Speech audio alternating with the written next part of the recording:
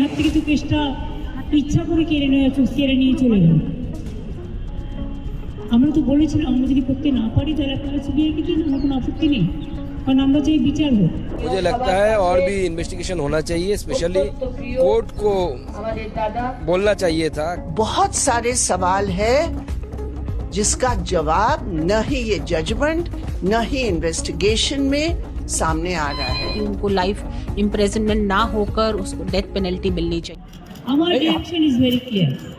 আমরা প্রথম দিন থেকে ফাঁসির দাবি করে এসেছিলাম এবং আজকেও আমরা সেই দাবিতে অটুট আছি, কিন্তু আদালতের রায় ন্যাচারালি এখন সবাই মিলে কি বলবেন আমি জানি না, বাট আমার কথা আমি বলতে পারি বা আমার দলের বক্তব্য যেটা হচ্ছে, আমরা 3টে কেসে আপনারা দেখেছেন 54 দিন থেকে 60 দিনের মধ্যে আমরা ফাঁসি অর্ডার করেই দিয়েছি এবং আমাদের হাত থেকে তো কেসটা ইচ্ছা করে কেড়ে নিয়ে চলে গেল।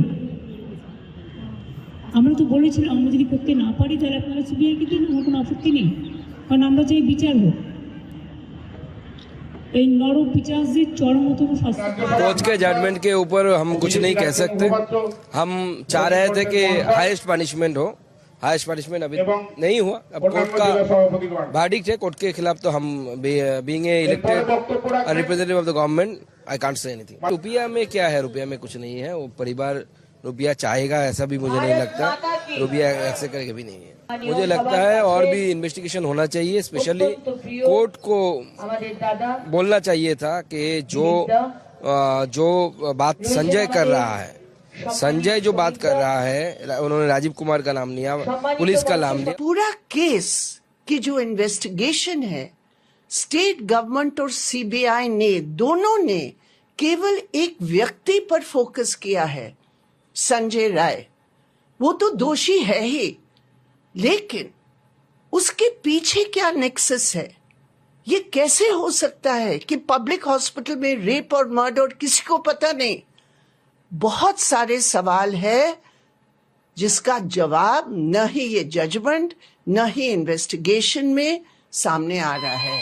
इसलिए ये किसी भी हालत पर इस पूरे केस के बारे में, ये पूरा जो केस है इसमें अन्याय की दुख की बात है। मुझे लगता है इस पूरे मामले में जो कोलकाता पुलिस ने जांच की, शायद वही सीबीआई के सामने पेश की गई, और उस जांच में जो कमी थी, उस कमी के कारण इतना बड़ा एक केस जो कि पूरी तरह से ऐसा बनता है कि उनको लाइफ इम्प्रेजनमेंट ना होकर उसको डेथ पेनल्टी मिलनी चाहिए थी, वो नहीं हुई। तो मुझे लगता है जो उस महिला को जो हेल्प मिलनी चाहिए थी या परिवार को हेल्प मिलनी चाहिए थी, आज परिवार भी दुखी होगा और हम सब जो इस केस को फॉलो कर रहे थे हम सब दुखी हैं। एक जजेस की इनसेंसिटिविटी भी बताती है कि इतना बड़ा केस रेयरेस्ट ऑफ रेयर नहीं कहा गया, तो वो भी एक इनसेंसिटिविटी है जुडिशरी की।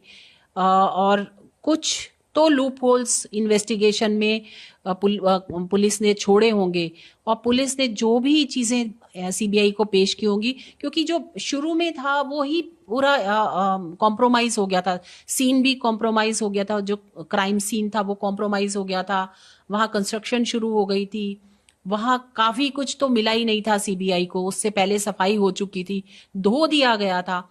तो पूरी एक सरकार जैसे वेस्ट बंगाल की सरकार है वो इसमें कुछ लोगों को बचाना चाहती थी, और वही हुआ। उन्होंने वो प्रूफ ही नहीं दिए जिसके कारण सीबीआई कोर्ट में प्रॉपरली रख पाती। तो कहीं ना कहीं अब हायर कोर्ट्स को तक ये मामला जाना चाहिए कि जो लड़की है उसको इंसाफ बिल्कुल जाना चाहिए, क्योंकि इस जजमेंट से कोई भी खुश नहीं होगा। I don't think CBI will also not be happy, they will go for higher courts। वो मैं तो CBI से भी यही मांग करती हूँ कि आप हाई कोर्ट की डिमांड कीजिए, हायर कोर्ट्स में जाना चाहिए, और ये इसमें डेथ पेनल्टी के अलावा और कुछ होना ही नहीं चाहिए।